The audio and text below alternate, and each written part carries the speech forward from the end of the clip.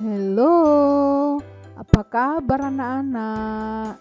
Pastinya sehat semua kan, Nak? Hari ini kita akan belajar siklus menstruasi bersama Ibu Simanjunta.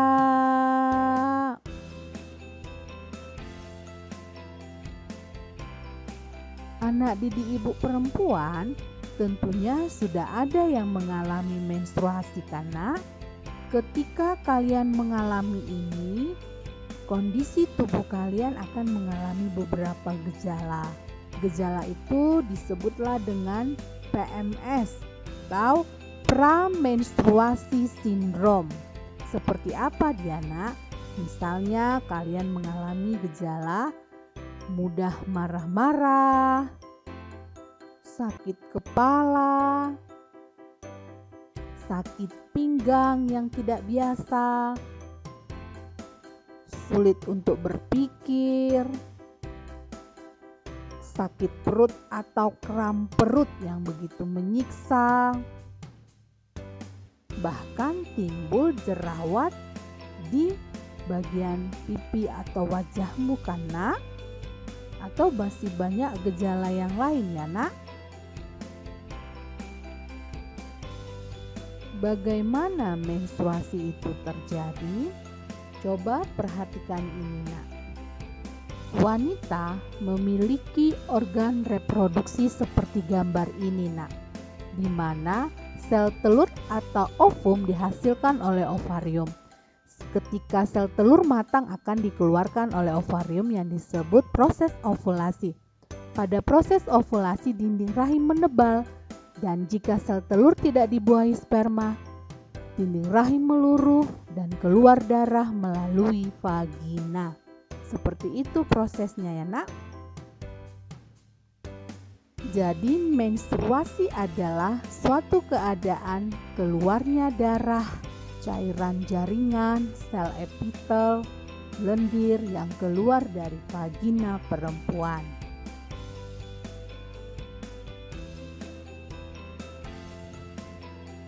Menstruasi yang terjadi itu biasanya 1 bulan sekali normalnya ya, Nak.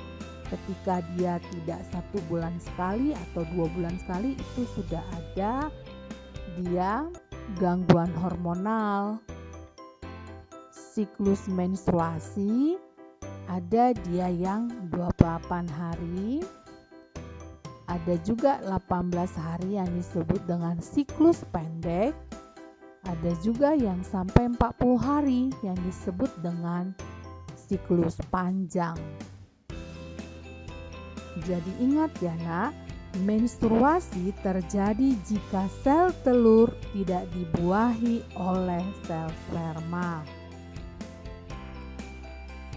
Menstruasi terjadi secara periodik sehingga disebut dengan istilah siklus menstruasi.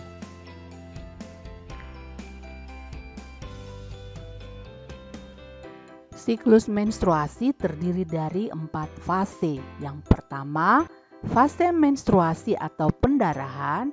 Yang kedua, fase praovulasi. Yang ketiga, fase ovulasi.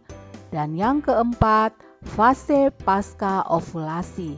Kita bahas satu persatu ya, Nak. 1. Fase menstruasi. Pada fase menstruasi, hormon FSH atau follicle stimulating hormone memacu berkembangnya folikel di dalam ovarium atau ovari. Hormon FSH adalah hormon yang dihasilkan oleh kelenjar pituitari atau hipofisis. Kelenjar pituitari ini terletak di otak bagian depan. Pada fase menstruasi, dinding rahim akan luruh dan keluar cairan darah dari vagina yang disebut dengan menstruasi. Dan menstruasi terjadi selama 1-7 hari.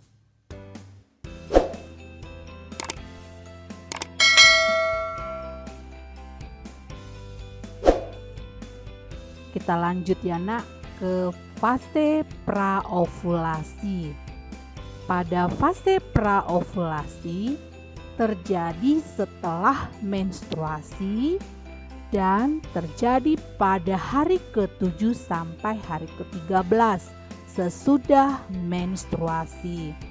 Pada fase praovulasi ini terjadi dia masa pembentukan dan pematangan ovum di dalam ovarium dipicu dengan meningkatnya kadar estrogen. Dengan kata lain, pada fase praovulasi ini mulailah terbentuknya ovum yang baru.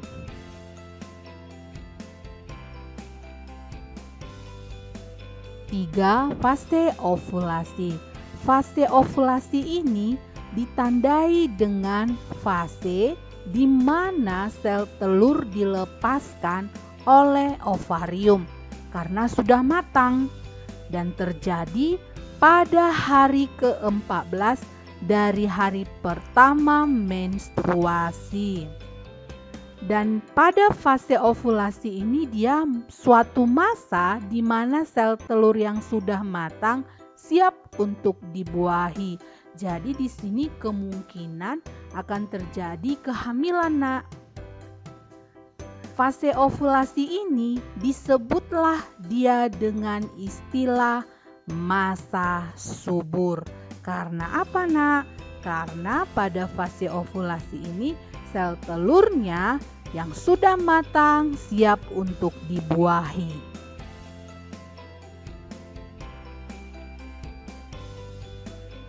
4. Fase pasca ovulasi.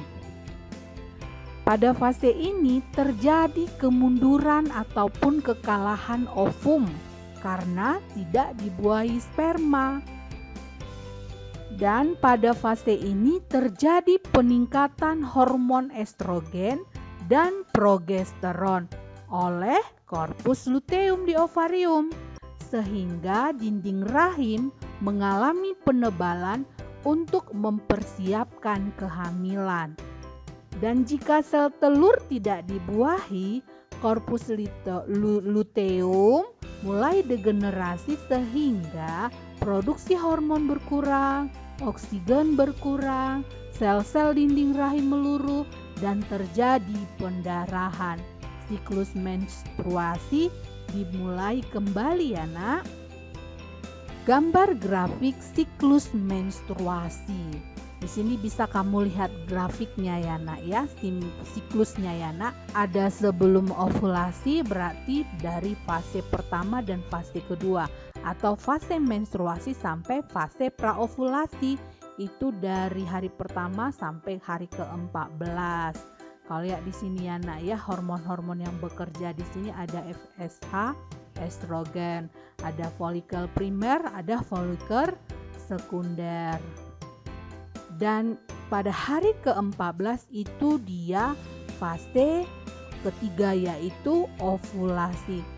Pada hari ke-14 sampai hari ke-28 itu dia fase sesudah ovulasi. Melihat hormonnya nak di sini juga ya nak ya. Di sini ada dia hormon progesteron dan ada korpus luteum. Dan di sini nanti akan kembali siklus menstruasi lagi anak.